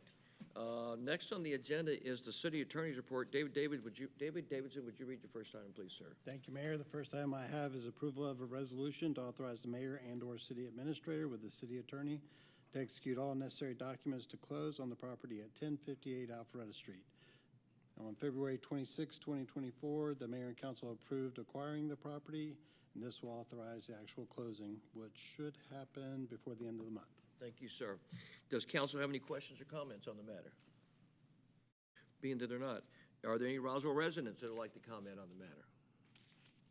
Very good, thank you. Are there any Roswell businesses adjacent to the project that would like to comment on the matter? All right, thank you very much. Bring it back to council. Any thoughts, comments, or questions before I close? Being that not, do I have a motion on this matter? Councilmember Hall? Thank you, Mayor. Motion to approve item number 5, approval of the resolution to authorize the mayor and city administrator with the city attorney to execute all necessary documents to close on the property at 1058 Alpharetta Street. Outstanding. Thank you, Councilmember Hall. Do I have a second? Seconded by Councilmember Sells. All those in favor of passing the motion in hand, please raise your hands. Motion passes unanimously. Thank you very much. All right, next is, again, another item for David Davidson. Would you please read the next item, David? Thank you, Mayor. This item is approval of a resolution to authorize the mayor and/or city administrator with the city attorney to execute all necessary documents to close on the property located at 1065 Green Street. Again, this was approved by council at the February 26th meeting, and if approved, we will close by the end of the month. Thank you, sir. Comments, thoughts from council on the matter? Mean there none. Any comments or thoughts from Roswell residents on the matter? Mean there none. Any comments or thoughts on the matter from any adjacent businesses to the property that are non-Roswell residents? Being that there are none, bring it back to any final thoughts, comments from council. Being that there are none, do I have a motion on this particular matter? Councilmember Hills. Thank you, Mayor. Motion to approve a resolution to authorize the mayor and/or city administrator with the city attorney to execute all necessary documents to close on the property at 1065 Green Street. Thank you, Lee. Do I have a second? Seconded by Councilmember Wortland. All those in favor of passing the motion in hand, please raise your hands. Let the record show there are 5 affirmatives. All those opposed, please raise your hands. There are no negatives. Any other? Yes, ma'am. Abstention. And there's 1 abstention. Let the record show 5 positive, and no against, and 1 abstention. Thank you very much. All right. Let's go to the next item, which is, David, before you read it, it's the consideration of a sports and entertainment agreement. And just of a couple of councils, I think a couple of comments. Obviously, I think the council and the senior leadership team and myself are incredibly excited about what we're presenting. If approved by the council tonight, the city of Roswell will enter into exclusive negotiations with the United Soccer League, USL, for the possibility of bringing men's and women's professional soccer to Roswell, along with a soccer/multi-purpose stadium anchored by a mixed-use development. I want to be very clear about this. Roswell was chosen and approached by the USL, and our city's economic development team has been in preliminary discussions with them. This agreement tonight, if approved, stipulates a 9-month exclusive negotiating period between the city and the USL, which can be extended if necessary for 2 6-month periods. Obviously, I believe that by presenting this tonight, the city is just being as transparent as it possibly can and will continue to be throughout the process with all in our community. The fact is we're at the very beginning stages of our negotiations. There has not been a site selected for the project. Finding a site will be part of the negotiation process. It's obviously too early to project the cost for the project. The city will explore all options with the USL through the negotiation process. I can tell you that we do know that if the city and the USL come to an agreement and bring professional women's and men's soccer to Roswell, that it will be a transformational project for our community, for all of North Fulton, really for the state of Georgia, and an economic driver for our city. And I can tell you that as the mayor and with my colleagues from council and my colleagues from the senior leadership team, we're all incredibly excited by the work, the incredible work of the entire economic development team that's occurred over the last several months. And as I said, really quite an honor it is to be chosen by the USL for this. So with that being said, David, I pass it to you, sir. Thank you, Mayor. My item is, luckily, my item is consideration of this agreement with the USL to begin negotiations under the terms set forth in the agreement. Thank you very much. Any other thing? That's it, right? That's it. Very good. All right, council, questions or comments on the matter? Councilmember Beeson. Just to reiterate, I think the mayor covered it extremely well. The city of Roswell is very excited about this, but this is preliminary. This does not mean it's the end of the discussion. It is the beginning of the discussion. Site has not been determined yet, as well as financing and cost has not been discussed nor determined yet. So to reiterate that point, I am supportive of it at this time. Thank you, sir. Councilmember Hills. Thank you, Mayor. Well said, Councilmember Beeson. I wanted to clarify, this means that the city of Roswell is the only entity with which USL is having conversations, or are they, shall we say, shopping around? Well, that's a great question, Lee. Thank you. And I really wasn't planning on preparing any ad hoc questions or answering, but I'll take that one. Yeah, it's an exclusive LOI. Exactly. It's a big deal. It's a big deal that the USL has said, hey, City of Roswell, we want you. That's right. And it's not, they're not having, to your question, oh, by the way, there's a side conversation, let's say, with one of our sister cities. Great question. Thank you. Thank you for asking it. No, Will, don't pass me a note. Any other thoughts, comments, or questions from council?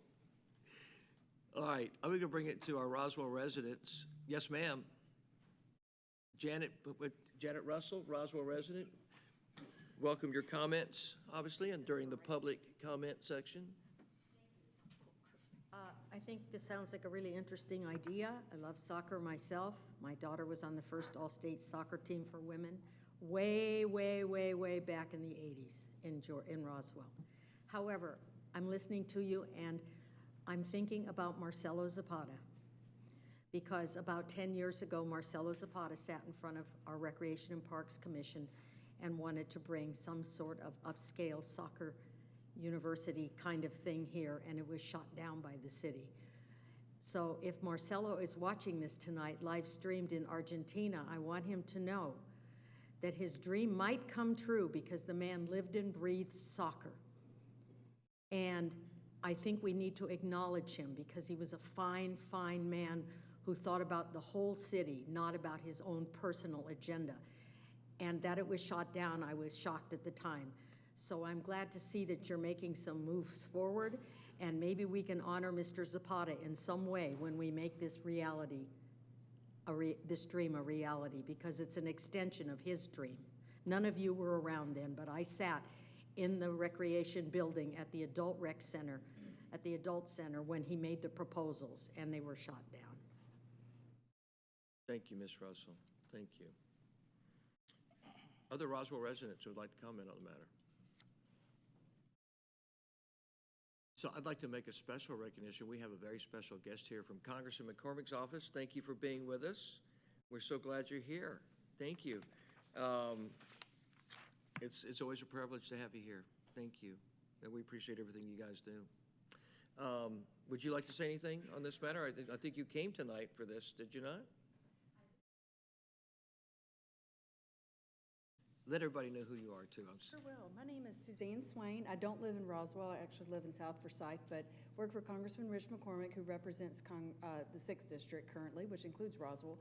And it is an exciting prospect. When I look across the state and I see our district with these North Fulton cities, South Forsyth, Dawson, parts of Gwinnett, East Cobb, East Cherokee, we've got a prime location for so many of these great teams to come. We are attracting new businesses and all of that. So I just congratulate you as a city that this is a perspective in front of you. So I'll be following it closely for sure. So I'm sorry, I do want to say the Congressman would have loved to be here, but I'm glad to be on his behalf. We're so glad you're here, Suzanne. Thank you. Thanks so much. All right, I'm going to bring it back to council. Councilmember Johnson? In our discussion this weekend, talking about this, you mentioned something about the size of the stadium for the Women's Soccer League. Would you like to? Well, I think one of the things cool about the United Soccer League, let's just talk about the United Soccer League has a Champions League, which is the premier, which is what this is what, if this agreement is the LOI, this is a letter of intent, of interest, right? But it's not a consummation. But if the USL comes to Roswell, which we obviously are advocating at this juncture because they want us and we want them, and there's going to be an exploration of that process over the next several months, which the Economic Development Team would be a part of. And one of the interesting things about the USL is if a team were to come, and we'll get in more detail on this later, but there's parity on the women's professional team versus the men's professional team. In other words, the USL is talking about putting a team that would be the premier team for this league, both on the men's and women's side, and the women get paid the same as the men. How about that? Talk about like crazy. And that the facility, if it were to be there, would be a premier facility for the USL and for the city of Roswell and North Fulton County and the state of Georgia for the women's professional team. But I probably don't want to get too, down the path of what that might look like, if that's fair. That's fair. Okay. Any other thoughts, comments, or questions? Or David, to follow up? No, I think as a father of a young girl, I hope one day she's playing soccer in wherever we put the stadium. Right? Yeah. Either she doesn't currently play soccer now, but maybe she will. Or maybe she has a dance recital there or something along, or gymnastics. Well, that probably won't be gymnastics, Well, but to your point, the USL is a big deal. this is a big deal. And I'm excited. And one of the things about the USL that I failed to mention earlier in my little comments is the deputy CEO, Justin Papadakis, grew up in Horseshoe Bend here in Roswell. So I can't tell you excited they are about their dream, his dream, of bringing women's and men's professional soccer to Roswell specifically, really as an adjunct for the entire ARC. I mean, it's going to be in Roswell, but this is going to impact the ARC, the entire ARC. So we're happy that the deputy CEO of the USL, Justin Papadakis, is a Roswell native. Yes, sir. Yeah, and as a neighbor of Papadakis back in the day, I'm sure he would also support Parkway Village. 100%. 100%. Any other thoughts, comments, or questions from council? Very good. Thank you, council, very much. Very excited about bringing this forward. David, thank you. Mr. Knighton, thank you. Jeff Leatherman, Darrell Conley. Obviously, we would be remiss if we didn't talk the entire economic team, which includes Steve Stroud of Roswell, Inc., Andy Williams of CVB, John Asbell of Georgia Power. It includes, it's really, in terms of the real estate led, it's led by the principal of SEER, which is an incredible company, which has really helped us in this real estate process, led by Peter Sorkov. The chief of staff of the mayor's on that committee, Jamie Gazzetti.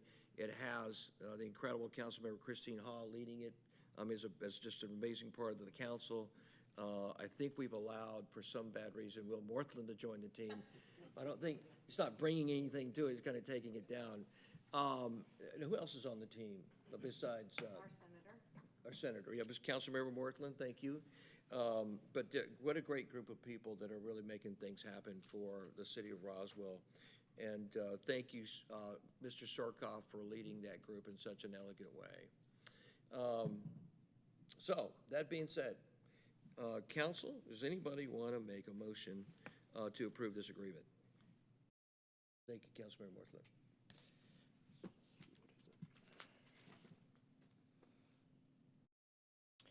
Motion to approve consideration of the sports and entertainment agreement. Thank you, Councilmember Morthland. Is there a second? Seconded from Councilmember Hall. All those in favor of the consideration of sports and entertainment agreement as read by Councilmember Morthland, please raise your hands. Motion passes unanimously. Thank you very much. Congratulations to the city of Roswell. Yes, you can clap on that. Very good. All right, the vote, by the way, is unanimous from the entire city council. Mr. David, would you read the last item on the city attorney's report, please, sir? Thank you, Mayor. The final item I have is a recommendation for closure to discuss personnel, litigation, and real estate. Thank you, Council. Thank you, Mr. Davidson. Do I have a motion for closure? Made by Councilmember Sells. Do I have a second by Councilmember Hills? All those in favor of closure, please raise your hands. We go to closure. It passes unanimously. At this point, thank you very much. It is unanimous. Being that there are no other items, this mayor and council meeting of March 25th, 2024 is adjourned. Thanks so much for being with us tonight.